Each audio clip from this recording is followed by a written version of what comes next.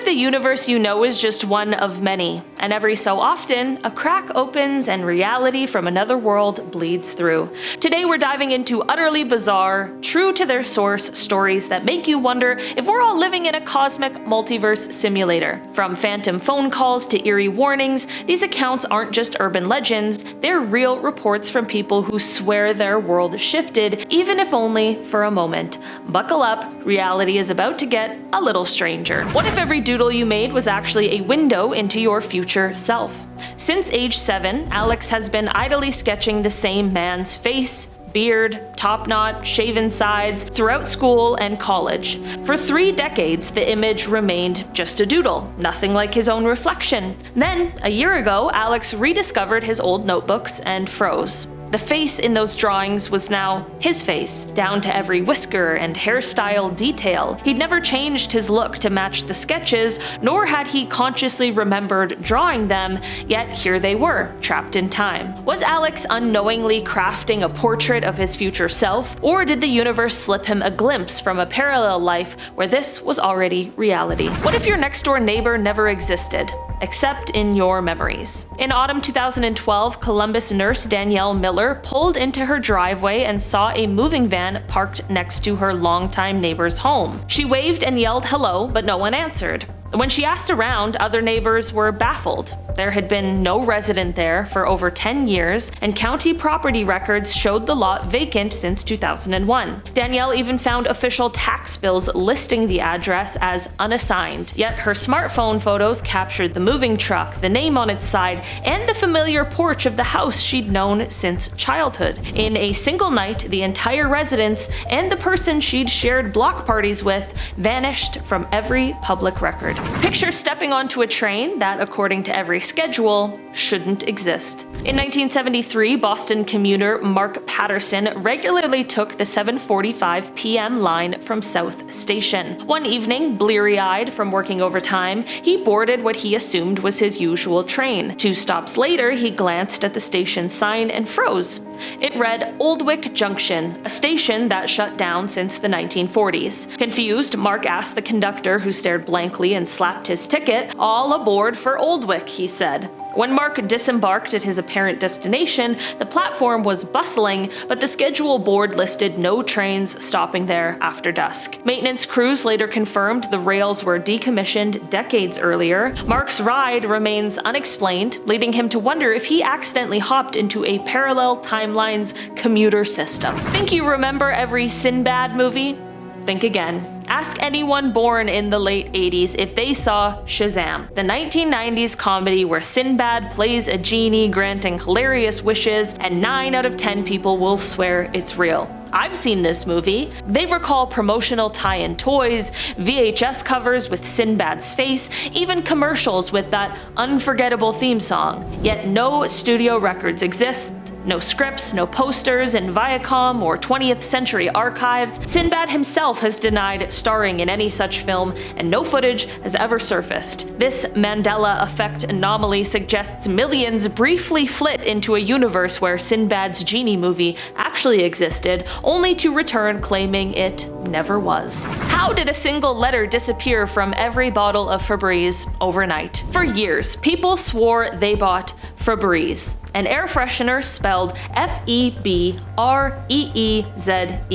Then one day, retailers everywhere stocked Febreze, with just one E before the Z. Complaints flooded consumer forums. They changed the name without telling us. Yet corporate archives show it's always been Febreze with one E before the Z. Even longtime employees admit they remember the extra E.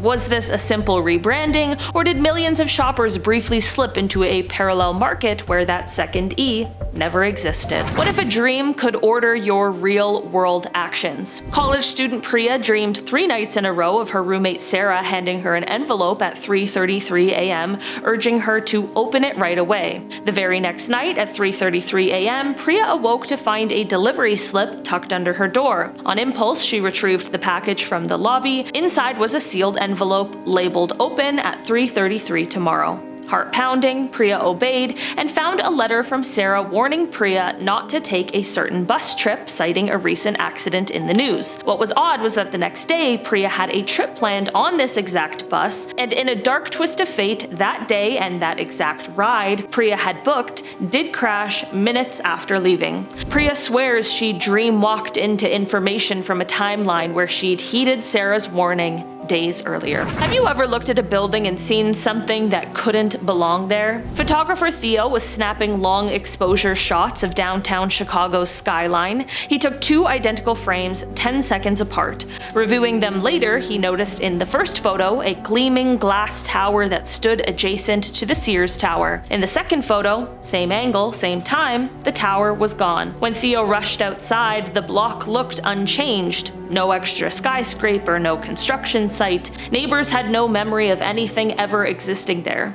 Records confirmed the plot was empty for decades. Theo insists his camera glimpsed a structure from another reality and that his lens just happened to catch its brief crossover. What if your doppelganger lives a life eerily parallel to yours, just miles away? In 2011, British IT consultant David Clark Googled his own name and found another David Clark living in Manchester with the same birthday, same middle name, and even the same job title at a rival tech firm. Intrigued, he reached out and discovered the other David had the same childhood nickname, had traveled to the same backpacking hostel in Thailand in 2005, and even shared a rare allergy to kiwi. Yet neither man had ever met or even knew of each other until that Google search. DNA testing confirmed that they weren't related. "It's looking like a mirror image of my life," David said. Was this an improbable coincidence, or did two parallel streams of Earth diverge, spawning twin lives in different locales? Have you ever walked into a library and checked out a book that shouldn't really exist? Librarian Maria Perez was reorganizing a decades-old archive when she stumbled on a title called The Eighth Sign of the Zodiac, published in 1978 by a local press. Curious, she tried to locate any record of the publisher or the author. Nothing. No ISBN, no reviews, no library listings anywhere else in the country. Even the author's name, Thomas Adler, turned up 0 hits.